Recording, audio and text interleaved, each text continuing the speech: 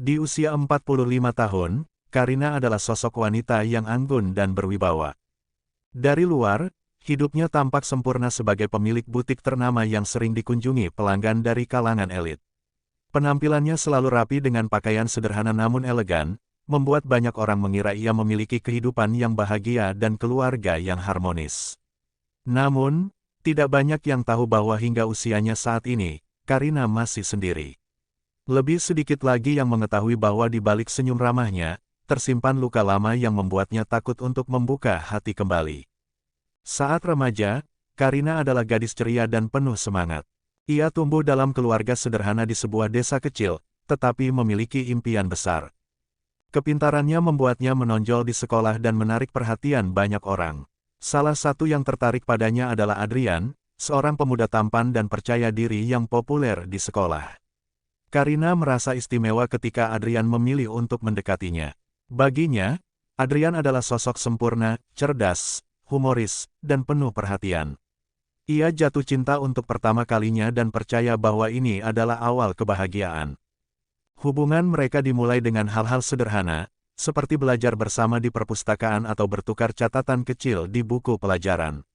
Adrian bahkan pernah memberikan Karina sebuah kalung sederhana yang ia beli dari tabungannya sendiri.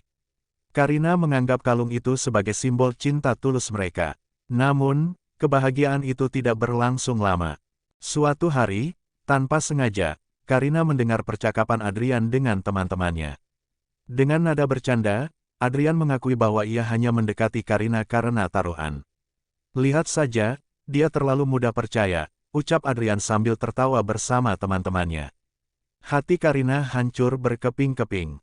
Sejak saat itu, ia menjauh dari Adrian dan lingkungan sekitarnya, memilih untuk fokus pada pelajaran dan menghindari cinta.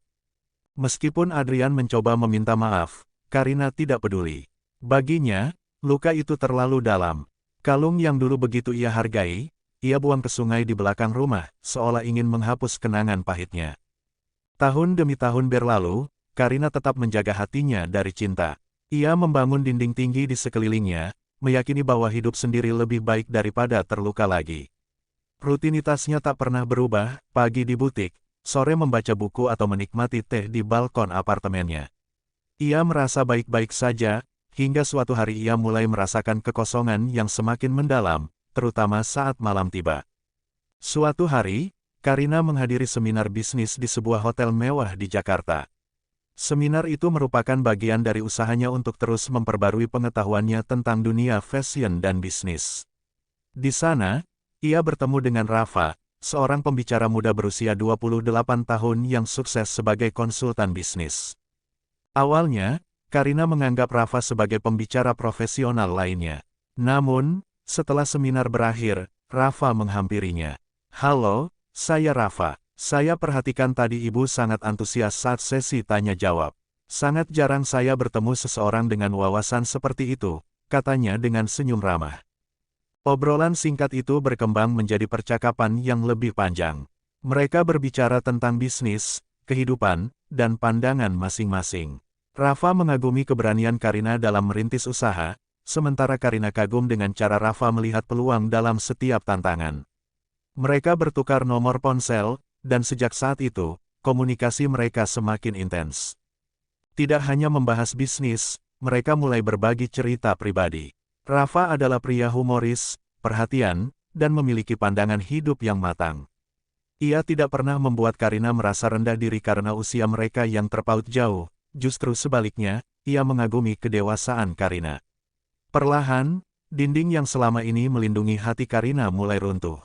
Namun, ada ketakutan yang terus menghantui.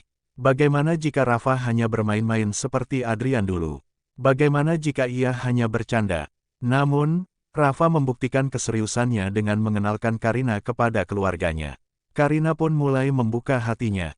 Beberapa bulan kemudian, Rafa melamar Karina dengan cara yang sederhana. Di sebuah taman kecil yang sering mereka kunjungi, ia berkata dengan lembut, "Aku tahu kita punya banyak perbedaan, terutama soal usia. Tapi aku yakin tidak akan pernah menemukan seseorang seperti kamu lagi. Maukah kamu menikah denganku?" Hati Karina bergejolak antara bahagia dan ragu. Namun, ketika ia menatap mata Rafa yang penuh keyakinan, ia merasakan keberanian yang sudah lama hilang.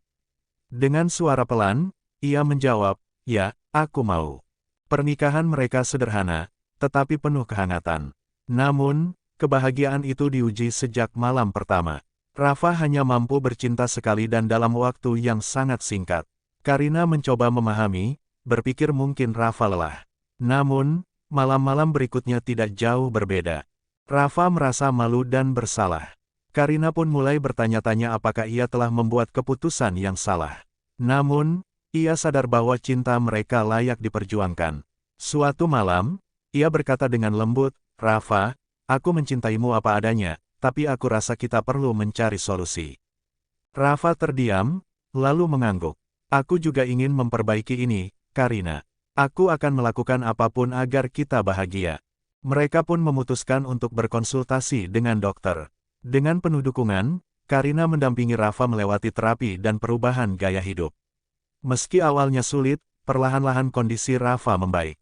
Selama proses itu, Karina belajar bahwa cinta sejati bukan hanya tentang hubungan fisik, tetapi juga tentang keterhubungan emosional. Rafa juga menyadari bahwa komunikasi dan keterbukaan adalah kunci dalam pernikahan mereka. Meski banyak orang meragukan hubungan mereka karena perbedaan usia, Karina dan Rafa membuktikan bahwa cinta sejati bukan tentang angka, tetapi tentang perjuangan, kepercayaan, dan saling mendukung. Kini, mereka menjalani kehidupan pernikahan yang bahagia, membuktikan bahwa cinta yang datang di waktu yang tak terduga bisa menjadi yang paling bermakna. Terima kasih telah menyimak kisah ini.